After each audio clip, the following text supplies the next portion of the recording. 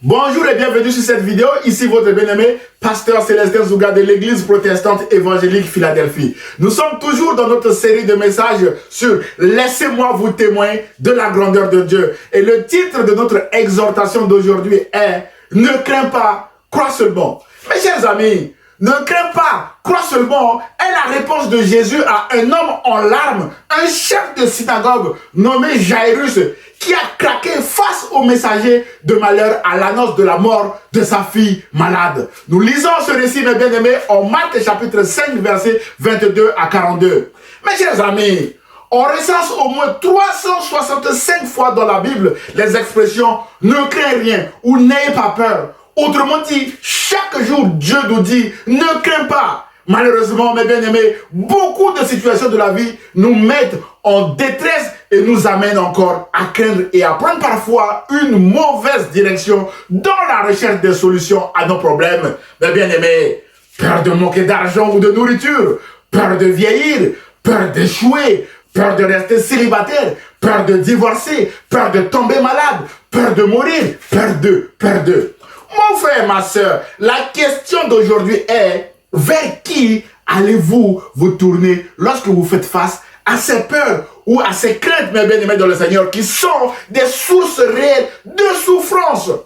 Mes chers amis, Jésus est la bonne personne vers qui nous pouvons nous tourner pour obtenir de l'aide en cas de détresse ou de souffrance. C'est ce que Jairus a fait. Alors que sa fille de 12 ans était encore gravement malade, Jairus court vers Jésus et va se jeter à ses pieds pour demander son intervention, mes bien-aimés. Jésus décide d'aller chez Jairus pour guérir l'enfant.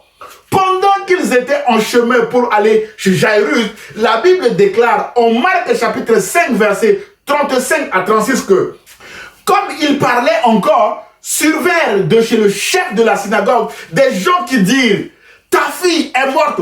Pourquoi importuner davantage le maître?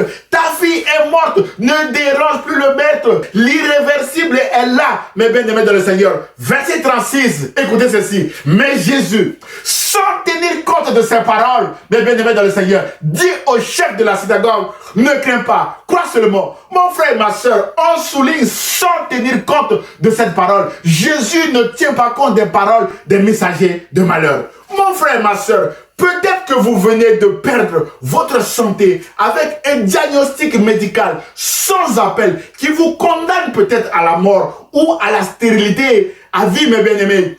Jésus, sans tenir compte du rapport de votre médecin, vous dit: ne crains pas, crois seulement. En effet, mes bien-aimés, là où nous voyons la mort, Jésus voit la vie. Parce qu'il est la vie, mes bien-aimés dans le Seigneur. Jean 14 aussi, Jésus est le chemin, la vérité et la vie. Et donc pour Jésus, mes bien-aimés dans le Seigneur, cette maladie ne vous mènera pas à la mort. Parce que Jésus guérit encore aujourd'hui. Jésus donne encore des enfants à ceux qui en ont besoin encore aujourd'hui, mes bien-aimés dans le Seigneur. Mes chers amis, Jésus ne tient pas compte des paroles des messagers de malheur. La fille de Jairus est morte.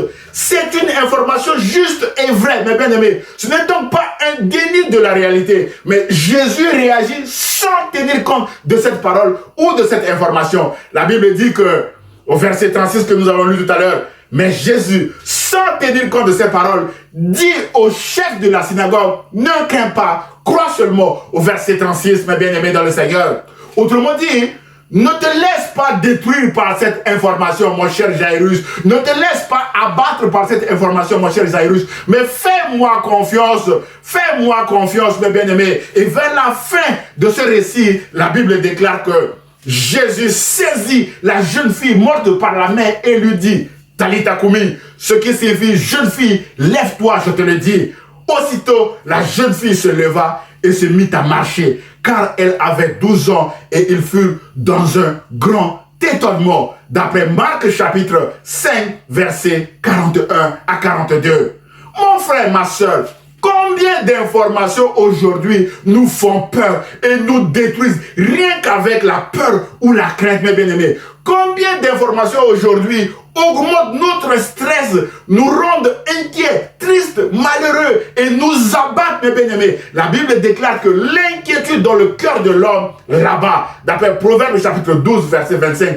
Alors, mes bien-aimés, ne craignons pas comme Jésus nous le recommande. Croyons seulement à Jésus.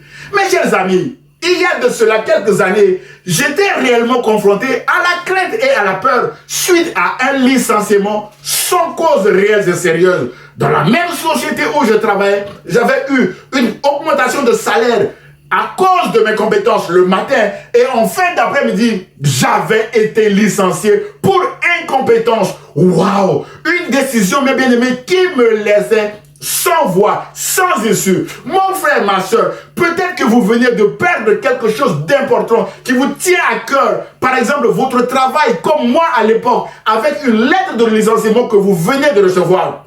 Jésus, sans tenir compte de cette lettre de licenciement, vous dit, ne crains pas. Crois seulement, parce que là où vous voyez la fin de tout, comme moi à l'époque, mes bien-aimés, Jésus voit le début d'une nouvelle aventure avec lui dans une autre entreprise ou dans un autre projet pour son royaume, mes bien-aimés. Alors, ne craignez pas, mon frère, ma soeur. Croyez seulement à Jésus, car sans Jésus, vous ne pouvez rien faire dans cette situation, mes bien-aimés dans le Seigneur.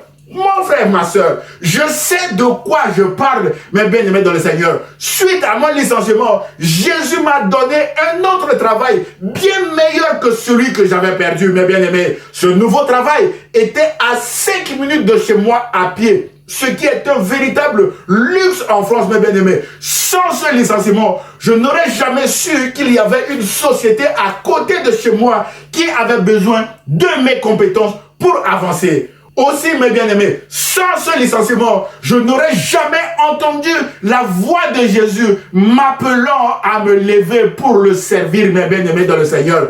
Mes chers amis, le pire événement de notre vie va nous conduire vers d'autres appels.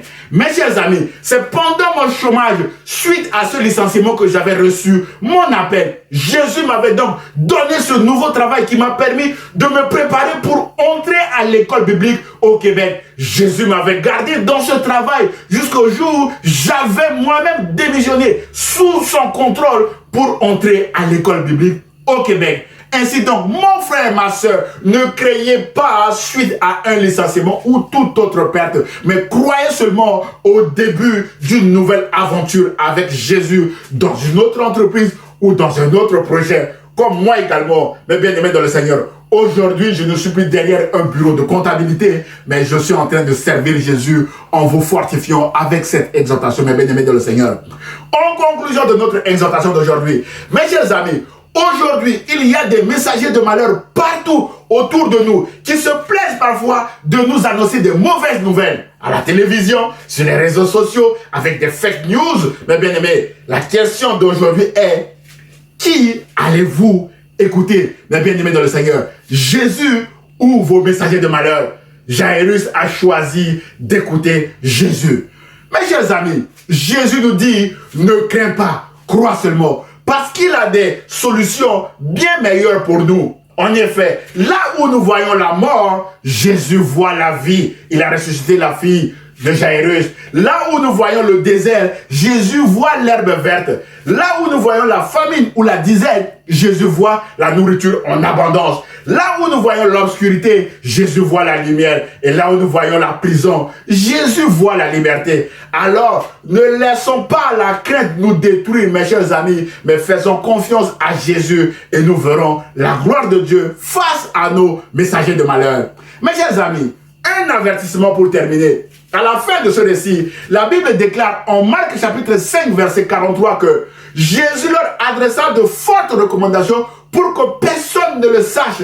Ainsi, mes bien-aimés, ne diffusez pas vos nouvelles, bonnes ou mauvaises, autour de vous. Ça ne les regarde pas, ça ne regarde pas ceux qui sont autour de vous. Vous ne savez pas quels usages ceux qui sont autour de vous vont en faire, mes bien-aimés. Rappelons-nous que le monde des ténèbres est constamment en quête d'informations sur nous, afin de mieux nous détruire. Mais la bonne nouvelle est que Jésus a dépouillé toutes les puissances et les dominations des ténèbres contre nous. Et Jésus nous recommande de rester prudents comme des serpents. Mais bien aimé, Jésus a dit que celui qui a des oreilles pour entendre, entende. D'après Matthieu chapitre 13, verset 9.